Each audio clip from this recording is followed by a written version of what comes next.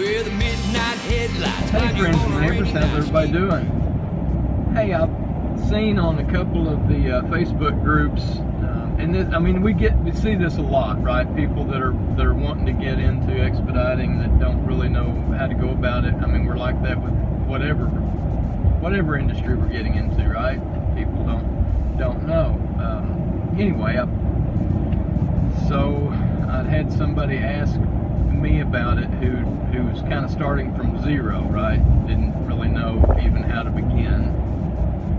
And so I'm just gonna make a little short, kind of basic. I'm just gonna go over some real basics for somebody who's absolutely starting from scratch, from zero. And I think I probably made a video that said this before. I know lots of other people probably have.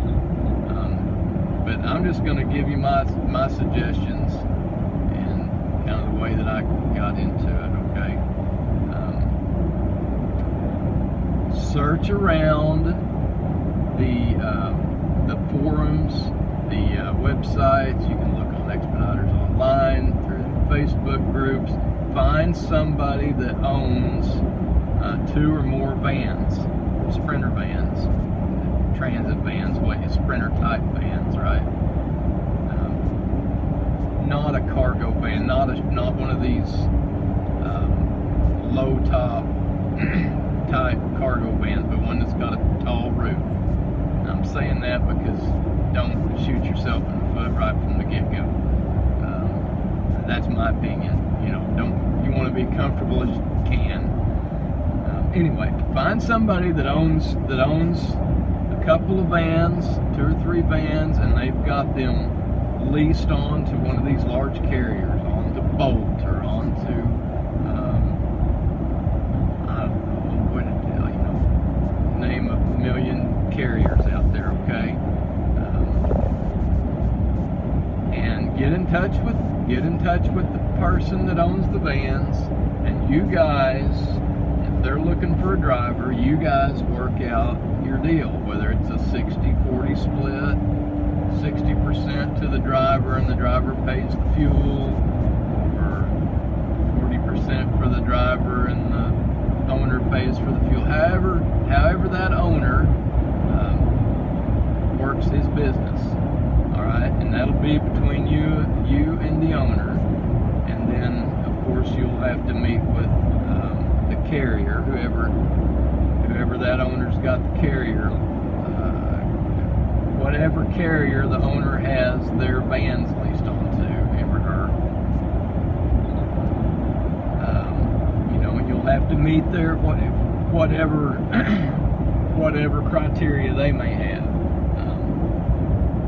Whether that's a background check or whatever that carrier requires, and whatever that owner requires. So do that. That's step 1, okay? I always say try to have a little money in savings, and I know that may not be possible for everybody, okay? I understand that, but if you can, even if it's just a couple $100, a couple $100 for when you go out on the road. I mean, if it's, if you can have $1,500, that would be great, for emergencies or whatever. But if you're just starting out, you're and you don't have any money, then try to have at least a couple $100. If you're going to be buying fuel, you're going to need some money or credit card or something, right, to buy the fuel until the paychecks start rolling in. You can expect when you're running, you can expect to be paying, depending on how hard you're running, at least $50 a day in fuel. If you're running really hard, you might be spending $80 a day in fuel. Putting that in the tank as you're driving. So keep that in mind. You're going to be spending money out there while you're rolling. Plus whatever to eat and those things. But anyway, not to get too far down that rabbit hole. Find you an owner. go drive for them for at least a while. I like to say 6 months to a year to make sure you like it. To make sure you like it, that it's a good fit for you.